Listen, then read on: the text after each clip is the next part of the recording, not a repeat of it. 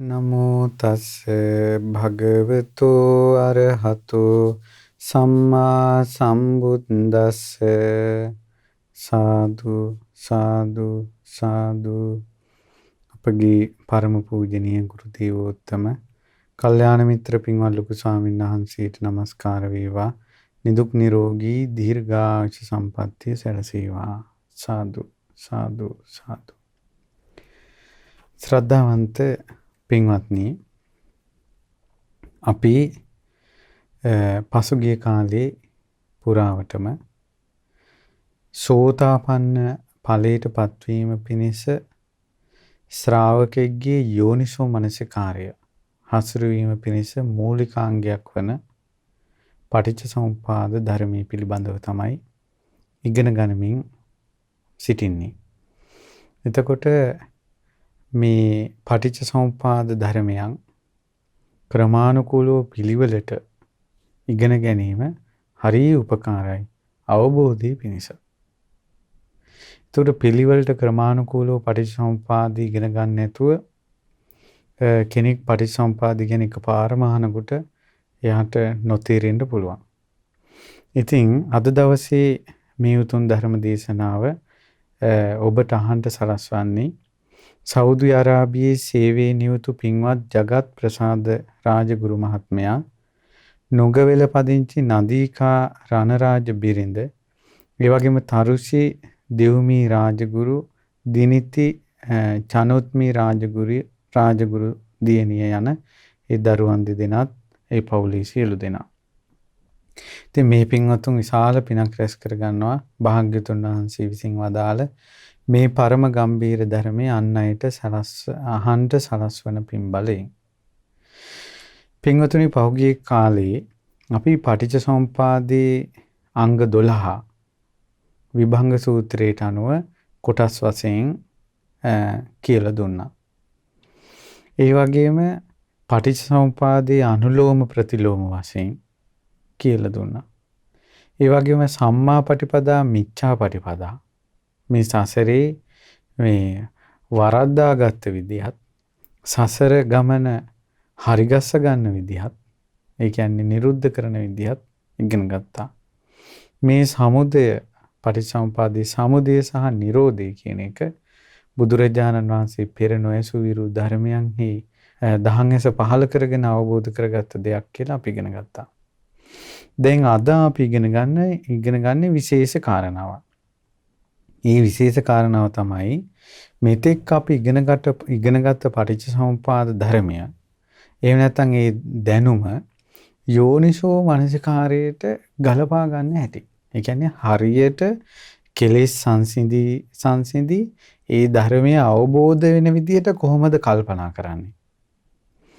දැන් බුදුරජාණන් වහන්සේ මේ ඒ ක්‍රමයට වදාලා ආර්ය න්‍යාය කියලා. ආර්ය න්‍යාය. එතකොට මේ උතුම් අයගේ වැඩපිළිවෙලක් මේක. බුදුරජාණන් වහන්සේ පංච බයවේර සූත්‍රයේ සංයුත්ත නිකායේ පංච බයවේර සූත්‍රය වදාලා ආර්ය ශ්‍රාවකයා පටිච්ච සමුප්පාදේම මනාකොට නුවණින් විමසනවා කියලා.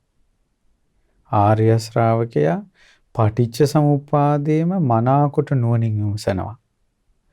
එහෙනම් ආර්ය ශ්‍රාවකයා පටිච්ච සමුප්පාදය මනාකොට විමසන්නේ කොහොමද? එනම් මේ ආර්ය න්‍යායයි කුමක්ද? ඉමස්මින් සති ඉදං හෝති, ඉමස්ස උප්පාදා ඉදං උප්පජ්ජති. ඔන්න විමසන ආකාරය. ඉමස්මින් සති ඉදං හෝති, මෙය ඇති කල්හි මෙය වේ. ඉමස්ස උප්පාදා ඉදං උප්පජ්ජති, මේ උපදින විට මේ උපදී. ඔන්න විමසන මූලික ක්‍රමය. ඊළඟට තියෙනවා ඉමස්මින් අසති ඉදන්න හෝති, මෙය නැති කල්හි මෙය නැත. ඉමස්ස නිරෝධා ඉදන් නිරුද්ධති, මේ නිරුද්ධ වීමෙන් මේ නිරුද්ධ වේ. මේ ආර්ය න්‍යාය නම් පටිච්ච සමුප්පාදේ විමසන කෙනෙක් මනාව ධාරණය කරගත යුතු කාරණාවක්. මනාව ධාරණය කරගත යුතුයි මේ ආර්ය න්‍යාය. මොකද ආර්ය ශ්‍රාවකයා මනාකොට පටිච්ච සමුපාදයේ විමසන ක්‍රමය තමයි ආර්ය න්‍යාය.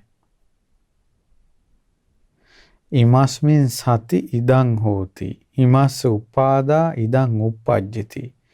ඉමස්මින් අසති ඉදං න හෝති. ඉමස්ස නිරෝධා ඉදං නිරුජ්ජති. පාලියෙන්. මෙය ඇති කල්හි මෙය ඇත.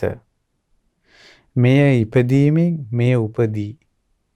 මෙය නැති කල්හි මෙය නැත. මෙය නිරුද්ධ වීමෙන් මෙය නිරුද්ධ වේ. ඔන්න ක්‍රමය. දැන් ඔය ක්‍රමයට මෙතෙක් කාලයක් ඉගෙනගත්ත පටිච්චසමුපාදයේ පිළිවෙලක් තියෙනවානේ. ඒ පිළිවෙල ඔය න්‍යාය තුලට දාන්න ඕන. දැන් අපි ගමු ඉමස්මින් සති ඉදං හෝති. මේ ඇති කල්හි මේ ඇත. ඉමස්ස උපාදා ඉදං uppajjati. මේ උපදීමෙන් මේ උපදී. ඒක කොහොමද අපි මෙතෙක් ඉගෙනගත්ත පටිච්චසමුපාද ධර්මයට ගලපන්නේ කොහොමද? අවිද්‍යාව ඇති කල්හි සංඛාර ඇත. නැත්නම් අවිද්‍යාව ඇති කල්හි සංඛාර වේ. සංඛාර වෙයි. අවිද්‍යාව ඉපදීමෙන් සංඛාර උපදී. ඉමස්මින් සති ඉදං හෝති. ඉමස්ස උපාදා ඉදං uppajjati. ඒ න්‍යායට පටිච්චසමුපාදයේ අංග 12ම දාන්න ඕන. එතකොට මේ දැන් ඉදිරියට අපි සූත්‍ර දේශනාවන් ඉගෙන ගන්නවා බුදුවරු මේක කල්පනා කළේ කොහොමද? මේ ඉස්සලාම කාගෙන්වත් අහන්න නැතුව පටිච්චසමුපාදයේ බුදුවරු කල්පනා කළේ කොහොමද කියලා අපි ඉගෙන ගන්නවා. එතකොට හොඳටම පැහැදිලිව තේනවා බුදුරජාණන් වහන්සේලා මේ ආර්ය න්‍යායෙන් කල්පනා කළේ. එතකොට අපි ඒ ක්‍රමයක් අපි ඉදිරියට ඉගෙන ගන්නවා. එතකොට අවිද්‍යාව ඇති කල්හි සංඛාර වේ. අවිද්‍යාව උපදීමෙන් සංඛාර උපදී. ඊට පස්සේ සංඛාර ඇති කල්හි විඥානය ඇත. සංඛාර ඉපදීමෙන් විඥාන උපදී. විඥානය උපදී. ඊට පස්සේ විඥානය ඇති කල්හි නාම රූප ඇත. විඥානයේ ඉපදීමෙන් නාම රූප උපදී. ඊට පස්සේ අපි ගත්තොත් එහෙම ඊළඟ කාරණාව නාම රූප ඇති කල්හි ආයතන 6 ඇත. නාම රූප ඇති කල්හි සලආයතන වේ. නාම රූප ඉපදීමෙන් ආයතන 6 උපදී. ආයතන 6 ඇති කල්හි ස්පර්ශය ඇත. ආයතන 6 ඉපදීමෙන් ස්පර්ශය උපදී.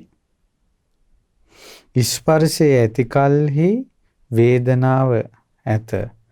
නැත්නම් වේදනාව වේ. වේදනාව තියෙනවා කියන එක. ඊට පස්සේ ස්පර්ශයේ ඉපදීමෙන් වේදනාව උපදී. වේදනාව ඇති කල්හි තණ්හාව ඇත. වේදනාව ඉපදීමෙන් තණ්හාව උපදී. ඊළඟට තණ්හාව ඇති කල්හි උපාදාන ඇත. තණ්හාව ඉපදීමෙන් උපාදාන උපදී. උපාදාන ඇති කල්හි භවය ඇත. උපාදාන ඉපදීමෙන් භවය උපදී. ඊළඟට භවය ඇති කල්හි උපදීම ඇත. භවය ඉපදීමෙන් උපදීම උපදී. ඊළඟට ඉපදීම ඇති කල්හි ජරා මරණ ඇත. ඉපදීමෙන් ජරා මරණ උපදී. දැන් ඕක තමයි ආර්ය න්‍යායේ ඉමස්මින් සති ඉදං හෝති. ඉමස්ස උපාදා ඉදං uppajjati කියන්නේ. දැන් ඔබ ඒ කාරණා දෙක පොතේ සටහන් කරගෙන එහෙම නැත්නම් හොඳට ධාරණය කරගෙන සක්මන් කරමින් හෝ විවේකයෙන් ඉන්න ගමන් හෝ ඔය පටිච්චසමුපාදයේ අංග 12 ඔය ක්‍රමයට විමසන්න ඕන. ඉස්සෙල්ලාම විමසනකොට තියෙන්නේ ධාරණය කරගන්න එක. ක්‍රමේ හිතට යන්න එපා විමසන්න. ඒ නිසා ඒ ක්‍රමේ හදා ගන්න ඕන. ඊළඟට ඉමස්මින් අසති ඉදං න හෝති. මෙය නැති කල්හි මෙය නැත. ඉමස්ස නිරෝධා ඉදං නිරුජ්ජති. මේ නිරුද්ධ වීමෙන් මේ නිරුද්ධ වේ. ඒකත් පටිච්චසමුපාදයේ අංග 12ට දා ගන්න ඕන.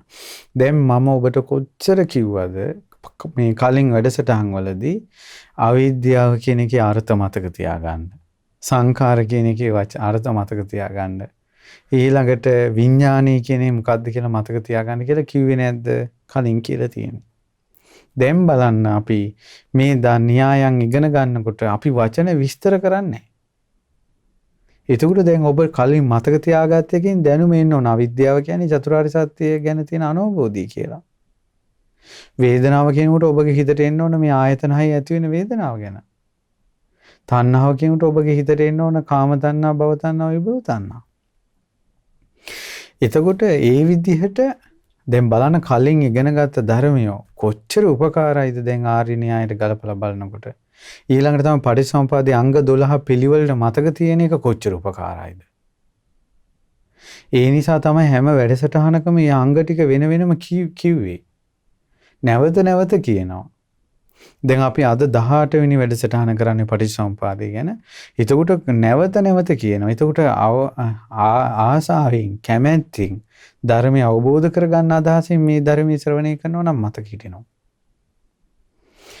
එතකොට දැන් ඉමස්මින් අසති ඉදන්න හෝති. ඉමස් නිරෝධා ඉදන් නිරුජ්ජති කියන උන්ට ආර්ය න්‍යායයේ අපි 3 වෙනි කාරණාවයි 4 වෙනි කාරණාවයි ගලපන්නේ අවිද්‍යාව නැති කල්හි සංඛාර නැත. අවිද්‍යාව නිරුද්ධ වීමෙන් සංඛාර නිරුද්ධ වේ. සංඛාර නැති කල්හි විඥානේ නැත. සංඛාර නිරුද්ධ වීමෙන් විඥානේ නිරුද්ධ වේ. විඥානේ නැති කල්හි නාම රූප නැත. විඥානේ නිරුද්ධ වීමෙන් නාම රූප නිරුද්ධ වේ. නාම රූප නැති කල්හි ආයතන හය නැත. නාම රූප නිරුද්ධ වීමෙන් ආයතන හය නිරුද්ධ වේ. ඊළඟට ආයතන හය නැති කල්හි ස්පර්ශය නැත. ආයතන හය නිරුද්ධ වීමෙන් ස්පර්ශය නිරුද්ධ වේ. ස්පර්ශය නැති කල්හි වේදනාව නැත. ස්පර්ශය නිරුද්ධ වීමෙන් වේදනාව නිරුද්ධ වේ. ඊළඟට වේදනාව නැති කල්හි තණ්හාව නැත. වේදනාව නිරුද්ධ වීමෙන් තණ්හාව නිරුද්ධ වේ. තණ්හාව නැති කල්හි උපාදාන නැත. තණ්හාව නිරුද්ධ වීමෙන් උපාදාන නිරුද්ධ වේ. ඊළඟට උපාදාන නැති කල්හි භවය නැත. උපාදාන නිරුද්ධ වීමෙන් භවය නිරුද්ධ වේ. භවය නැති කල්හි ඉපදීම නැත. භවය නිරුද්ධ වීමෙන් ඉපදීම නිරුද්ධ වේ. ඉපදීම නැති කල්හි ජරා මරණ නැත. ඉපදීම නිරුද්ධ වීමෙන් ජරා මරණ නිරුද්ධ වේ. ඔන්න ක්‍රමය. මේ ක්‍රමයට කල්පනා කරන්න. ආර්ය ශ්‍රාවකයා මනාකොට පටිච්ච සමුප්පාදේ නුවණින් විමසන ක්‍රමය. එතකොට ඒ ඒ කාරණා හතරට පටිච්චසමුපාදේ ওই විදිහට අනුලෝම ප්‍රතිලෝම වශයෙන් කල්පනා කරන්න ඕනේ. කියන්නේ පටිච්චසමුපාදේ හැදෙන විදිය, පටිච්චසමුපාදේ නිරුද්ධ වෙන විදිය.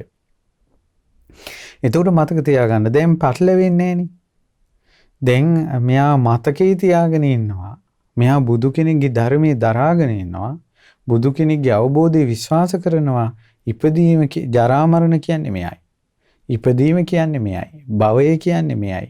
උපාදාන කියන්නේ මෙයයි. ඊළඟට තණ්හාව කියන්නේ මෙයයි. ඔය පින්වතුනි මේව අවබෝධ කළේ බුදුරජාණන් වහන්සේට මේ පිළිවෙලට. අපිට මේක එහෙම් මෙහෙම් වංගු දාන්න, හැඩ කරවන්න, එහෙට මෙහෙට මේවා කරන්න අපිට කිසිම අයිතියක් නැහැ.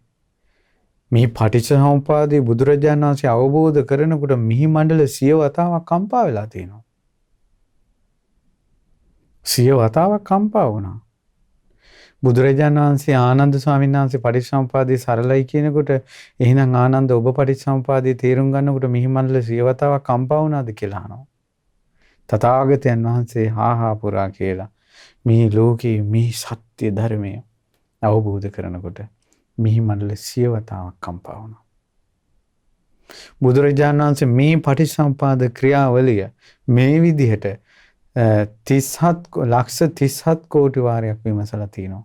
සතිස් කෝටි 100,000 වාරයක්.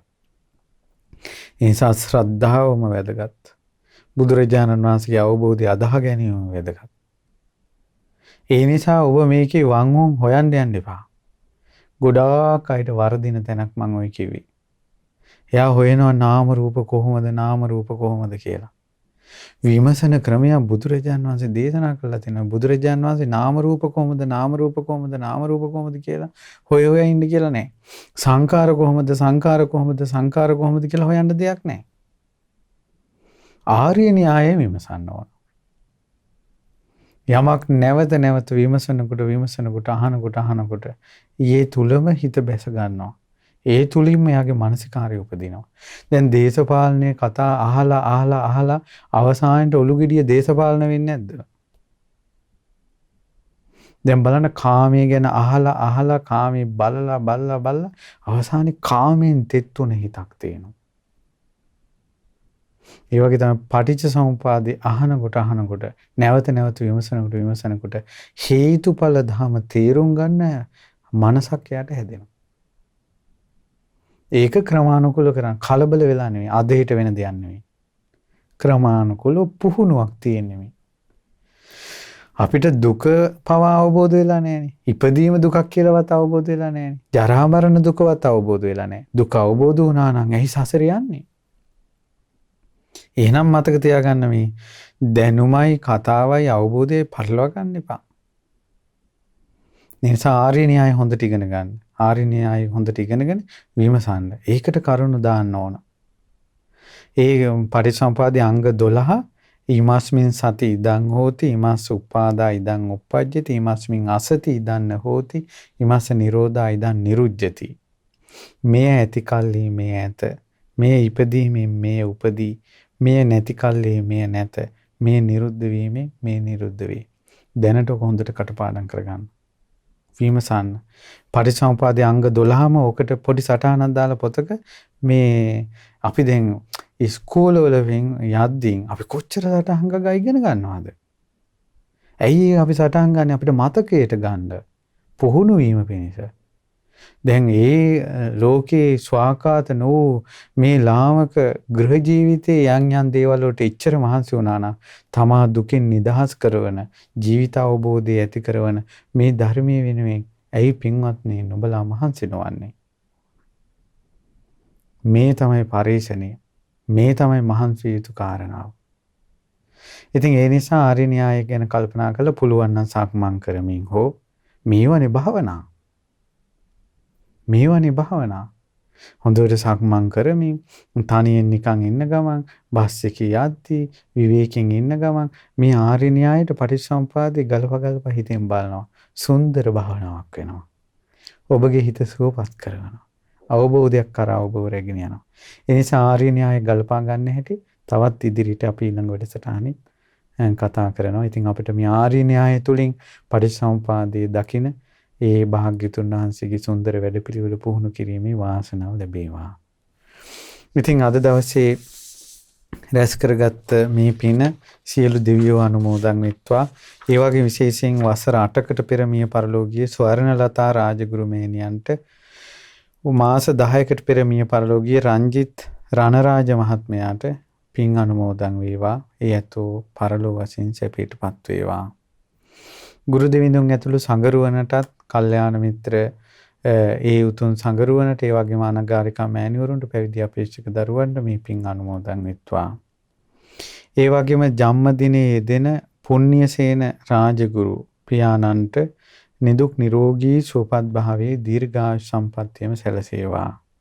සෞදි අරාබියේ සේවයේ නියුතු පින්වත් ජගත් ප්‍රසාද රාජගුරු මහත්මයා, නොගවෙල පදිංචි නදීකා රණරාජ බිරිඳ, ඒ වගේම තරුසි දෙව්මිනි රාජගුරු, දිනිති චනුත්මි රාජගුරු යන දියණියන් දෙදෙනාටත් පවුලේ සියලු දෙනාටත් ඔබ අප කාටත් මේ උතුම් ධර්ම දානයේ පින් බලයෙන් ඒකාන්තයෙන් පටිච්චසමුපාදය අවබෝධ කර ගැනීමේ සසර දුකින් නිදහස් වීමේ වාසනාව ලැබේවා.